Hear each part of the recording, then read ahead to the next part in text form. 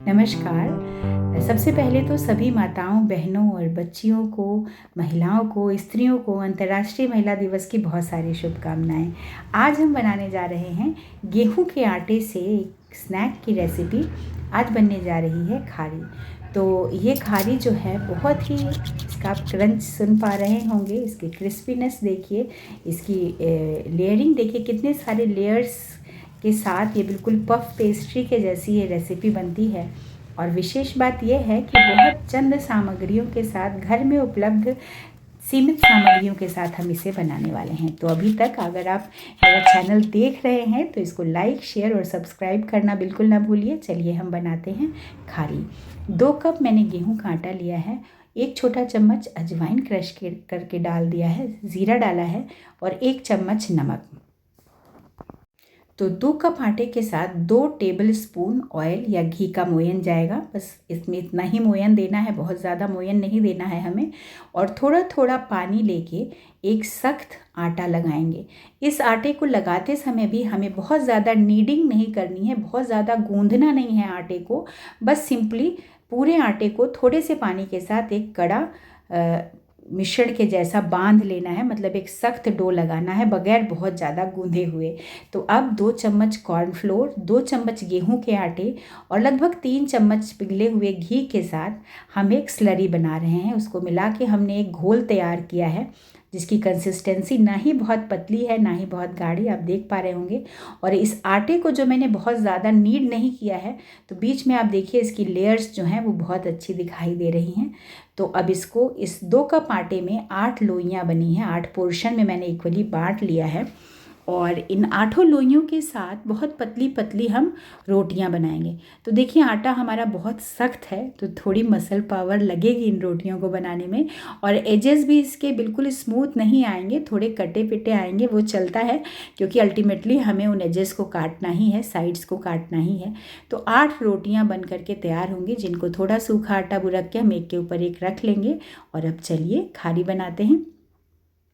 1 रोटी मैंने ली है और उसके ऊपर ये स्लरी, जिसे हम देसी भाषा में साटा कहते हैं, साटा, क्योंकि इसी की सहायता से एक दूसरे से रोटियां चिपकेंगी या साटी जाएंगी।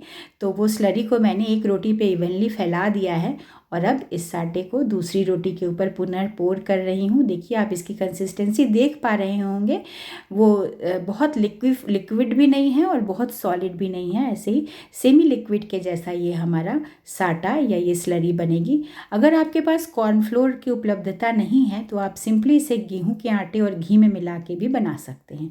तो इस तरीके से एक के ऊपर एक मैंने 4 रोटियां जमाई हैं। एक खारी का पोर्शन मैं 4 रोटियों से बना रही हूँ। तो मैंने 4 रोटियां एक के ऊपर एक, बीच में साटा को फैलाया है इवनली, उसके ऊपर दूसरी रोटी, फिर उसको फैलाया है उस रोटी के ऊपर, और फिर दूसरी रोटी करके 4 रोटियों का मैंने एक बंडल तैयार कर लिया है। अब देखिए इसको मोड़ने की प्रक्रिया ध्यान से समझिएगा। एक फ्लैप मैंने रोटी का एक साइड से मोड़ा है, फिर दूसरी साइड से उसके ऊपर दूसरा फ्लैप मोड़ा है। ये वैसे ही है जैसे हम स्क्वायर पराठा बनाते हैं या एक पॉकेट के शेप का कोई स्ट्रक्चर बनाते हैं। अब पीछे से मैंने एक फ्लैप लगा के उसको मोड़ा है और उसके ऊपर दूसरे फ्लैप से कवर कर दिया है। आप देख पा रहे होंगे इसको किस तरीके से हमने फोल्ड करना है। तो इस तरीके से एक पॉकेट शेप का रेक्टेंगुलर ये स्ट्रक्चर तैयार हो जाएगा। और ये दूसरी जो 4 रोटियां मैंने बेल के रखी हैं उसको भी एक दूसरे के ऊपर साटा लगा के हम चिपकाएंगे और वैसे ही फोल्ड करेंगे जैसे चौकोर पराठे की फोल्डिंग होती है। और अब इसको हम थोड़ी देर के लिए एल्युमिनियम फॉयल में या बटर पेपर हो उसमें लपेट के हम फ्रिज में डालेंगे। ध्यान रखिएगा फ्रिज में रखना है हमें, फ्रीज़र में, डीप फ्रीज़र में नहीं रखना। थोड़ी देर फ्रिज में रखने से क्या होगा, जो इसमें घी हमने डाला है वो सेट हो जाएगा।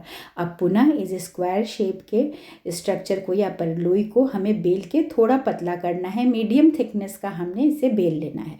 और अब साइड्स इसके मैं पिज़्ज़ा कटर से कट कर रही हूँ, ये चाकू से भी काटे जा सकते हैं। साइड्स को मैं कट कर रही हूँ। उसका पर्पज़ ये है कि जब हम इस खारी को तलेंगे तो इसके साइड्स की भी जो है लेयर्स खुल जाएं अच्छी तरीके से और साइड्स बंद ना हो। तो ऐसे किनारों को मैंने काट दिया है। और अब छोटे छोटे स्क्वायर पीसेज में मैं इसको इस तरीके से काट ले रही हूँ। तो ये जो है, ये रेसिपी बहुत जगह खारी कही जाती है, कहीं देखिए इसकी थिकनेस आप एक बार देख लीजिए, इतना थिक हमने इसको रखना है बेलने के बाद। मीडियम थिकनेस का ये हमारा शेप है। तो इसको अब हम फ्राई करेंगे, और फ्राई करने के समय ख़ास बात कि बिल्कुल हमारी फ्लेम बिल्कुल स्लो होगी, धीमी आंच पे हम इसको उलट पलट के पकाएंगे। 5 से 7 मिनट का समय लगेगा और एक स्लॉट हमारा बनेगा। लेकिन जैसे ही हम इसको तेल में डालेंगे धीमी आंच पे, ये पकना शुरू होगा। हमने इतनी अच्छी तरीके से इसकी लेयर्स खुलने लग जाती हैं कि आप देख पा रहे होंगे। जैसे अभी तलना शुरू ही किया है मैंने, ये बिल्कुल इसकी एक एक लेयर जो है खुलने लग जाती है और बहुत अच्छी तरीके से क्रिस्प भी होता है ये, और बहुत अच्छे से फूल के पफ़ी भी हो जाता है। तो ये खारी जो है हमारी बन के तैयार होती है। तो ये डिफरेंट शेप्स में मार्केट में इसकी अवेलेबिलिटी रहती है, जो मैदे से बनाई जाती है खारी, या मल्टीग्रेन भी आजकल खारी मिल रही है। लेकिन कहीं कहीं इसे देखिए आप, लेयर्स कितने अच्छे से इसकी खुल रही, मैं उलट पलट के इसको सेक रही हूँ। कहीं कहीं इसे चाय का समोसा कहते हैं, पर हमारे घर में इसका एक विशेष नाम है जो आप सुनेंगे तो थोड़ा आश्चर्य करेंगे कि ये भला क्या नाम हुआ। पर ये बहुत लंबे समय तक ये रेसिपी मेरे घर में सुक्कू के समोसे के नाम से जानी जाती है। मेरा ख्याल है कि सुक्कू नाम का कोई हलवाई हुआ होगा जिसके माध्यम से ये स्नैक मेरे घर में आता रहा होगा।